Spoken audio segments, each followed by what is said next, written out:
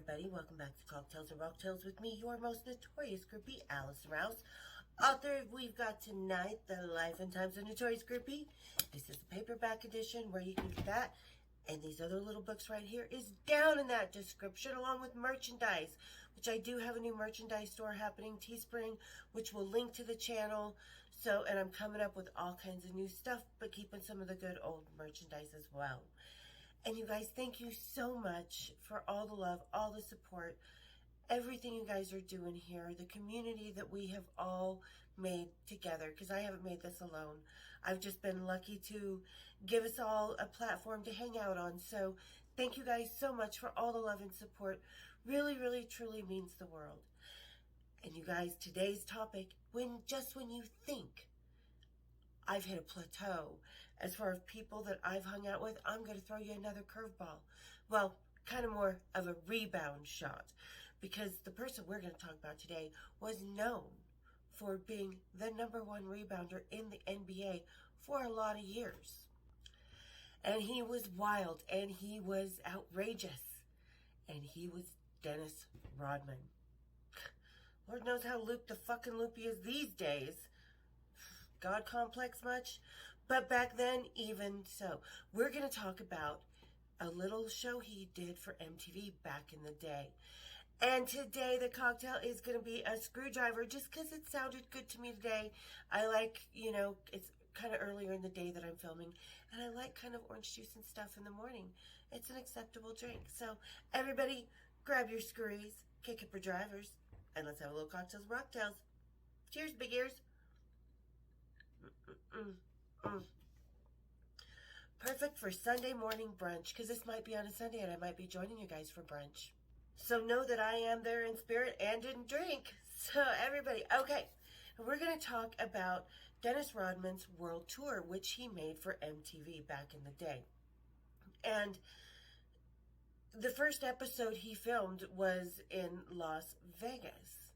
Go figure. Where was I living at the time? Oh, Las Vegas.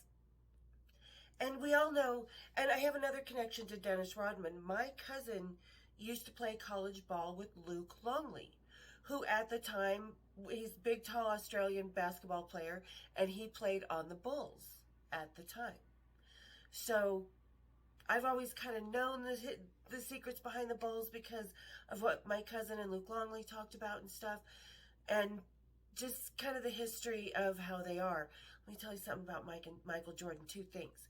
Number 1, he never was with his team in the same dressing room. He wouldn't talk to him unless he was on the court telling him what to do. And in Vegas, we called him Hoardin' Jordan because he wouldn't tip anybody. A dealer, a waitress, a cocktail waitress, a valet, nobody. Unless his ex-wife Cookie was with him, and Cookie would force him to, because he thought his presence was enough. And Dennis Rodman in the ego kind of goes along that same lines. But Dennis is a whole different character altogether, because those two are always sparring behind the scenes, because he's like, yeah, you may think you're the greatest, but you can't be the greatest without me. So they both thought they were the greatest, and because, one was a top basketball player, one was a top rebounder, yada, yada, yada. So that kind of sets the stage with the egos that we will be dealing with today. Because his first, like I said, the first episode of Rodman's World Tour was done in Las Vegas. And before it was filmed, a few days before it was filmed, we had a bunch of producers come into Little Darlings, which at the time was the #1 club. So it was natural. We got a lot of stuff there. Like, there's an A&E episode that was filmed there. Something about Las Vegas. It might have been the one where that girl Sandy was in trouble for killing Ted Binion, but might not have killed. I'm still wishy-washy on that one. I don't know if she killed Ted Binion. But we'll talk about that another day. But yeah, I was on an A&E episode in one of those segues where they kind of film a stage and it fades out and goes to the next scene. So they did a lot of stuff like that with Little D's, because where are they going to go? They're going to the #1 strip club to find the kind of girls that they want for the episode. And of course, being Dennis Rodman, what kind of girls do they want? Strippers. But Little D's, we were a little bit too cut above what he wanted. He wanted the step down from the top rank strippers, Because make no mistake, there are different ranks of strippers. And at Little D's, like I said, we were the #1 club. We had more features, more girls that were in magazines, more house features, more top-of-the-line, world-traveled strippers, because it's a job you can take on the road. You don't have to be stuck in a podunk town, and it's something you can do magazines and MTV, VH1, HBO, Spy Channel, Playboy Channel, XTV, Warp TV, and that's just how they would announce me on stage.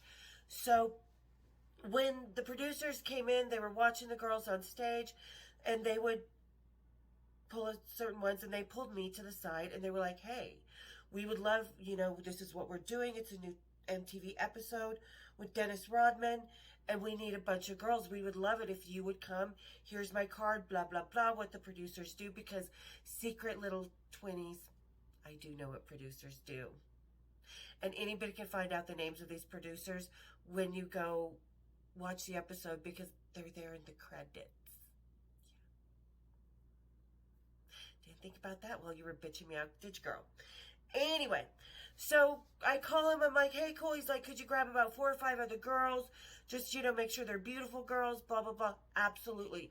Like I said, at Little D's, we knew you were beautiful, but you couldn't work there unless you could dance and you could perform. And you weren't just your average titty shaking around the pole kind of stripper. So I grabbed 2 beautiful, beautiful black girls, Allure and Passion, which you'll see Passion right here. And then I grabbed this blonde girl. I don't know where she came from, but she worked at Little D's very briefly for like 2 weeks. That's next to Passion. So I know she was from Little D's at the time. I didn't invite her. I took Cousin Amy. It was me, Cousin Amy. Maybe it was Crazy Lisa, but it was one of the 2. Passion, Allure. I grabbed a couple other of the top girls, Tammy, and a few other girls that were really, really top notch, that were very different in looks, different in styles. My mistake, however, believe it or not, was bringing Allure.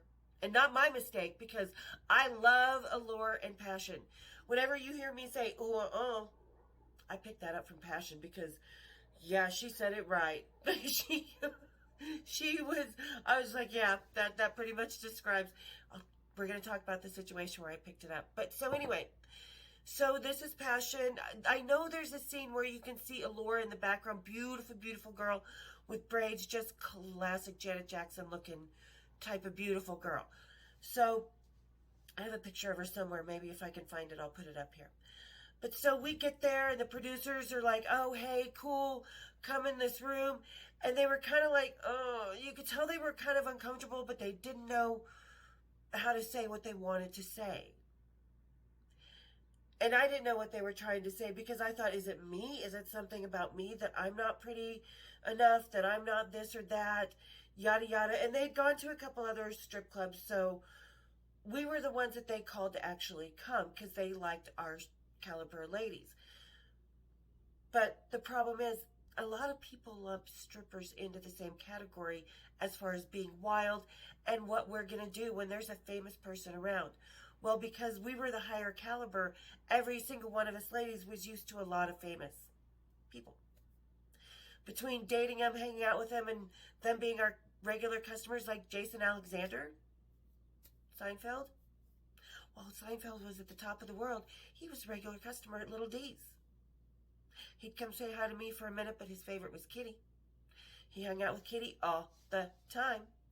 You guys know my list of famous, from Jack Nicholson, Sylvester Stallone, a few others. So we're all used to famous guys. So we're not like the type that are going to bend over, literally, forwards or backwards, just because they're going to be on TV. We're not fame-hungry girls. We don't need the type of attention that they thought we were going to be needing and doing the actions that would garner that type of attention. Because like I said, strippers, we always get lumped into this, they're wild, they'll take their clothes off, give them a couple shots, and they're down for anything, Charlie Brown. Not all strippers, maybe the topless one. The nude ladies, because we have to be protective of our whole body. No, we're on top of our game, guys. But so, anyway, we get into the room. Dennis comes in. He's introducing us all. Hey, nice to meet you. When he gets to Passion and Allure, he kind of stops and he Does one of those hand tip, you know, those barely handshakes where he just sort of puts his tip of the hand in. And Passion actually probably did say, she looked at me and she goes, ooh, We knew there was something wrong then. But we just kind of kept going. They told us what they wanted to do, so they were hanging around. We were laughing. Blonde girl goes in. She gets changed. Why she even had a change of clothes? Like, she's in some dress she bought at the strip club shop before she came over, while the rest of us are in Fendi and Gucci and actual clothes, you know, because we thought, okay, we're going to be on TV. We're going to be on TV, right? This is designers were big, purses, you know, Sex in the City. All that was just igniting the fashion world on fire, right? Blonde girl, well, and the problem is, I'm going to explain it to you like this. Dennis Rodman has a boat, and it's named WWO. I'll give you a couple of seconds to think about what WWO might stand for. Which, you know, it really shocked me and it pissed me off to the point. What it stood for is white women only. So he was perturbed that, the black man was perturbed that I brought these two beautiful other women with me, who had class, who were fun, who were smiling, who looked good. As you can see, Passion is a gorgeous girl. Like I said, Allure, beautiful, beautiful, just that. Maybe more Angela Bassett meets, yeah, she's just stunning. And they're both very strong, very intelligent women. Like all of us were. And they were asking us to do stuff like, hey, get up on the table and dance. And we were like, yeah, no, that's not happening. And the second he was like, well, you two can go. Because he just kind of looked at them and kind of turned around and was talking and whatever he was doing. And was like, blah, blah, blah, blah, blah. And he's like, well, you two can go. And he points to Passion and Allure. And they were like, what? And they kind of looked around and were offended because there's some people you might expect that from, but not Dennis Rodman, a very outrageous man who had many judgments put on him for several different reasons, unfairly, you know. So it was a shocking thing, and he kept saying what he wanted us to do and all this stuff, and we were like, no, fuck that. So me, Cousin Amy, Tammy, Allure, Passion, they were going, we were all going. So what they do, the girls that you actually see in that video, so the blonde, we didn't really know her. We don't know how she ended up there. Maybe a producer just gave her the card and told her to come. You know, because I was the only one, and nobody else knew about it. They gave me the card and just sort of, and maybe they gave her a card and maybe a few other people. I don't know. But I handpicked the girls that actually came with me, and she just sort of showed up randomly. So we were the original crowd that were supposed to be in Dennis Rodman's world tour. But we weren't going to be all stripping on the table, making out, sucking on each other's parts and bits, and, you know, being general just five and dime sluts. Because we are not five and dime sluts, ladies. We are fucking Saks Fifth Avenue sluts, okay? That's all I'm going to say. We don't go down on demand. We don't need the attention. None of us did, because every single one of us was in magazines or doing some feature show or something like that. Every single one of the ladies that I brought with me had a bigger career than just on a local stage wandering around a pole, right? We had done the CES, Comdex, pay-per-views, magazines, MTV, all this stuff. Every single one of us ladies that I brought had done some sort of bigger thing than just being on the stage. So you would think that's who they would want in, because these are bigger names. These are women that are going to, no. They wanted the five and dime strippers. And then to boot, during that episode, so this was filmed over 2-3 days while he was in Vegas, and it was filmed at the Hard Rock of all places. And when we left, I ran into Frank, the head of security at the Hard Rock, and he's like, I thought you guys were going to be filming up there. I was like, oh, hell no. And I told him the story. He's like, ooh. I'm like, so if any of those guys come near me, tell the security to just keep away. They're like, champagne for you, because, you know, we were like, fuck this. We were all pissed, so we went and drank some champagne at the center bar as usual. So, anyway, what happened after we left, after the next day, he was having Jenny McCarthy. And if you watch this episode, ooh, Jenny McCarthy was 2 sheets to the wind and ended up between 2 sheets with Dennis Rodman after he had probably plowed through 2 or 3 of those strippers. So Jenny got the really super sloppy seconds, thirds, fourths, maybe fifths. And she's just blatant. Like, it is just... And I love Jenny McCarthy. Do not get me wrong. I think she is bold. I think she is hilarious. I think she's beautiful. And I have no qualms with her hitting on this guy and stuff. But she just needs to know what she followed. Because I think every one of us ladies would like to know if our guys slept with 2 or 3 guys the night before we slept with them. Because, ladies, I always had a rule with my rockers. And 90% of them followed this. You don't fuck anybody else for at least a week before you come into my town to see me. I won't do that. Most of the time. May of 88. I always go back to May of 88. There was a goddamn band in town every other day. I couldn't abide by my own rules. Couldn't walk by September, for fuck's sake. But I was so glad not to be able to walk by September. So yeah, and that's kind of the story behind the whole Dennis Rodman first episode of his world tour. There's the reality. Like I said, just when you guys think I might not have any more ways to go, those of you who read my book know that I haven't even told half of my book on this channel yet. And my book's not even half the story, so there is so much more to come. And every now and then, I'm going to throw a ball through your net that you just did not expect. And today, you guys, it was Dennis Rodman and the real story behind the first episode. Because, yeah, we were just pissed. I do not have anybody. If you have any qualms, prejudices, nothing against anybody for whatever, go. And I left with my friends, because that's who I stand by. The ladies who I absolutely adored, that I saw every day, that made me laugh, you know. I was going to stand up for them, because that was not cool of Dennis Rodman. I mean, he just treats women like they were disposable. And the second group of strippers he had is why. The first group of strippers he had that were supposed to be on the show, we were the ones that wouldn't let you treat us like that. Those girls, they went across the street to the Paradise, where it was known you go in the VIP room. Not at our club. We had cameras everywhere, and trust me, I've seen women thrown out, even at thinking for that, from the clubs that I stripped at. So don't even think that all strip clubs are the same. They're not what you see on Pornhub or in movies or in, what was that horrible Elizabeth Banks movie where she was a stripper, striptease, not even the Demi Moore. Like, all these movies portray strippers as so stupid.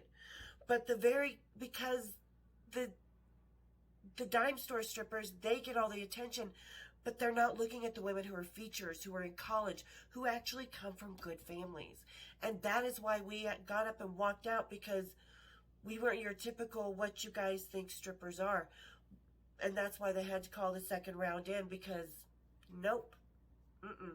And then Jenny McCarthy fucked him after he probably raw dogged those strippers from the Paradise that was right across the street from the Hard Rock. Oh God, I hope you took a long hot shower after that, Jenny. Did a few Massengill douchies. Because I'm pretty sure that Dennis Rodman's dick is pretty much like the grotto at the Playboy Mansion. Totally disgusting. God knows what's been in it. And a few things that science still has to be discovered and probably left over on that dick. And you can say all you want about me, but I always knew who was in me. Prime rib. Kobe beef, whatever you want to call it. All right, guys. Hope you enjoyed today's little curveball of an episode. I enjoyed getting up and walking out. And to boot, I forgot this part. So a couple of years later, I'm over at Caesar's Palace with Paul Polnick, who was the guy, and we'll talk about when I first moved to Vegas. I have talked about it. Paul Polnick was the investor tech guy from San Francisco. The first few months that I moved to Vegas, I met him, and he had one concept: coffins don't have pockets. So we would gamble, we would go out drinking, and he loved to swing dance.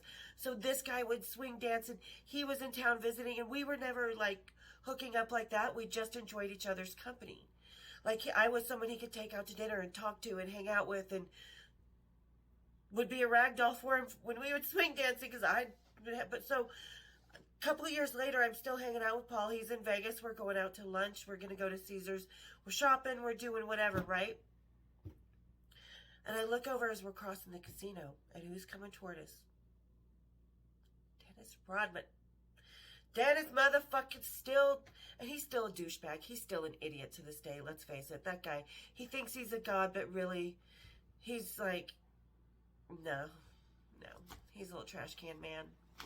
But so he's coming toward us, and Paul Polnick knows him somehow, some way, because Paul knows, oh God, who owned the Hard Rock, and who's the family that owned the, they own the Palms and a bunch of other stuff, but they own a basketball team or whatever, football team in San Francisco, and they own the Palms and stuff, and I used to hang out with a couple of the brothers, and I cannot remember their name at this time. But anyway, so he knew Dennis because of them. So they're kind of crossing paths. He's like, hey, Paul, how you doing? Talking and talking. He's like, oh, this is my friend Allison. And he looks at me and goes, hey, do I know you? I go, yeah. I go, you remember that first episode of your now defunct world tour thingy? And Paul saw that coming. He's like, ooh, she got a story about him. Because Paul knew me. I loved Paul. He was so much fun. But, so Paul's like, he's bracing for what I'm about to say. Because he knows I got nothing good to say about Dennis Rodman at this point. The second that comes out my mouth. I said, yeah. I said I was the first rounder strippers, the good ones that you kicked out, my two friends, Passion and Allure. He was like, oh, you. And I was like, you. And Paul's like, yeah, we're going to go. He's like, she's a great person. He's like, I don't know what to say. She's awesome. He's like, I've known her for a long time. I'm like, yeah.